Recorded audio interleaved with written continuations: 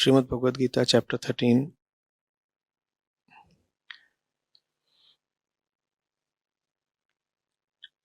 Shining by the functions of all the senses, yet without the senses, absolute yet sustaining all, devoid of gunas, yet their experiencer.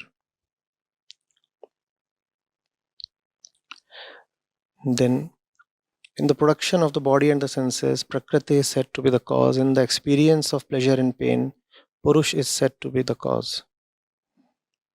So, the questioner is saying the absolute has been called the experiencer, and then the Purush has been called the cause in the experience of pleasure and pain.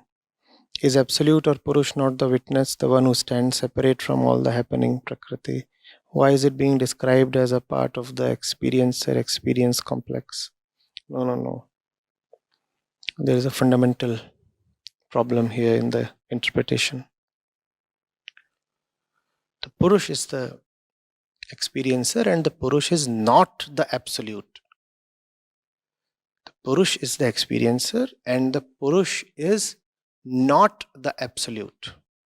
I'll come to why the absolute too has been talked of as an experiencer. I'll come to that.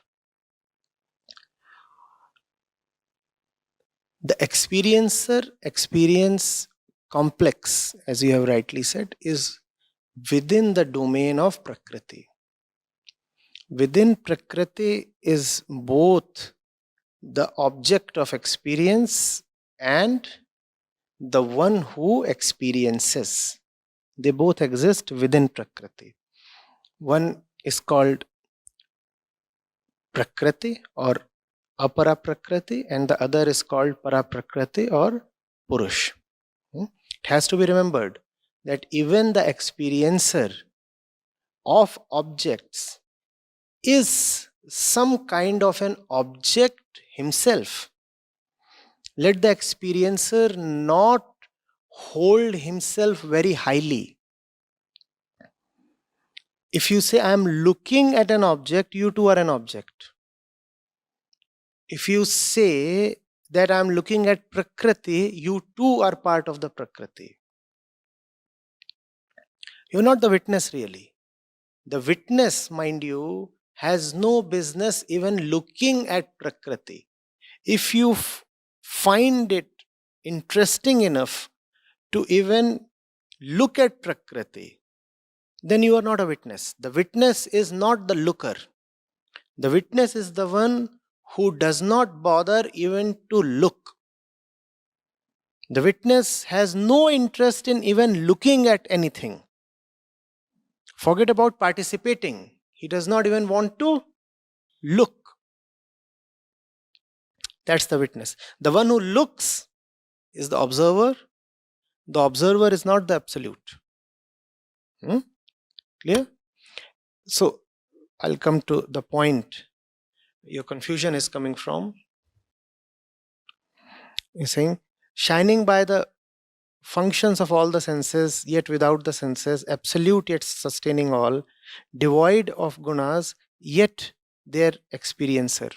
So you're asking, why has the absolute been called as the experiencer? Just metaphorically, just to highlight the all pervasiveness and the omnipotency of the absolute. The absolute is very indescribable. Therefore, he has to be described in ways that are beyond interpretation. I'll give you an example here. It says, devoid of gunas, yet their experiencer. Kabir Sahib sings, Nirbhay nirgun gun re gaunga. The same thing. Now, if the absolute is actually nirgun, why is he saying, nirgun ke gun gaunga? It's like a Zen koan. He has no attributes of his own, yet all attributes belong to him. In no attribute can you find him, but in him you will find all attributes. And Sri Krishna was saying this very clearly in chapter 12, right? I am in none of the bhutas, yet all bhutas exist in me. I am in none of the physical elements, yet all physical elements exist in me. So, in no gun can you find the completeness of Krishna, but in Krishna you can find all of them. That's what is being said here. Obviously, the Absolute is not an experiencer in the same way as the Purush is. The Absolute is a non-experiencer. How? Sri Krishna tells Arjun, see Arjun, I am beyond all this worldly business.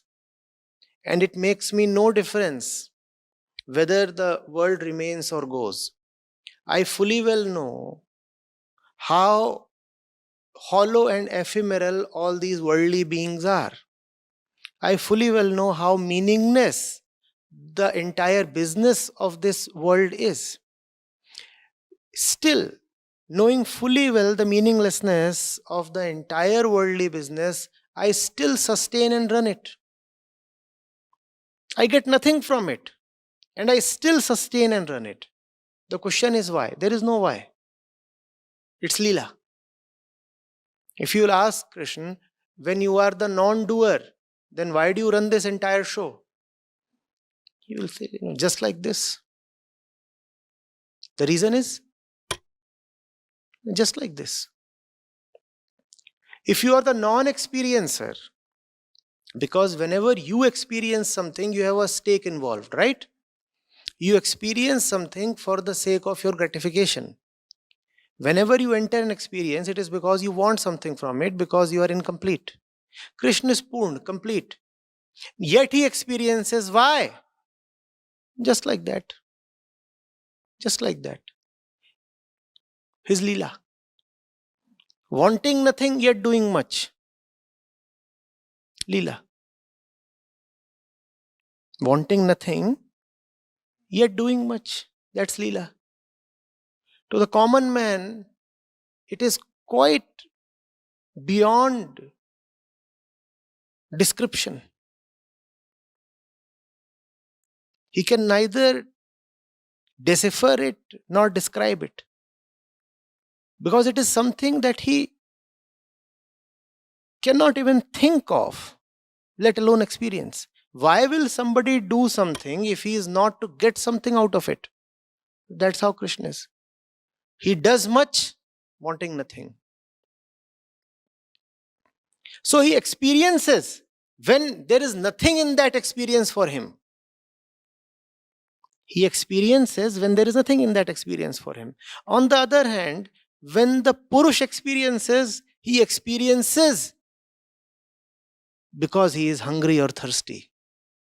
That's the reason the Purush gets attracted and attached to Prakrati. Krishna does not. Krishna makes Prakrati dance around.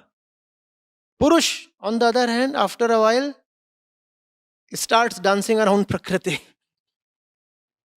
That's the difference between these two experiencers. Are you getting it? So, Krishna is an experiencer of everything. Even look at the way you see his character comes up in the Mahabharata. He is not a renouncer. He is not a world forsaker. He is an experiencer. Of all the avatars and prophets that we know of, Krishna is the biggest experiencer of everything that the world has to offer. Riches, he has them. Throne, he has it. Kingdom, he has it. Women, he has them. Worldly goods, he has them. There is nothing in life that Krishna does not experience. There is nothing in life that he has forsaken. Question is, what is in it for him? Krishna will say nothing. Then why did you run after all those girls? Just like that, my Leela. But we don't do that. When we run after girls, there is a lot at stake. Why did you do that? That's me. That's how I am. I just did that.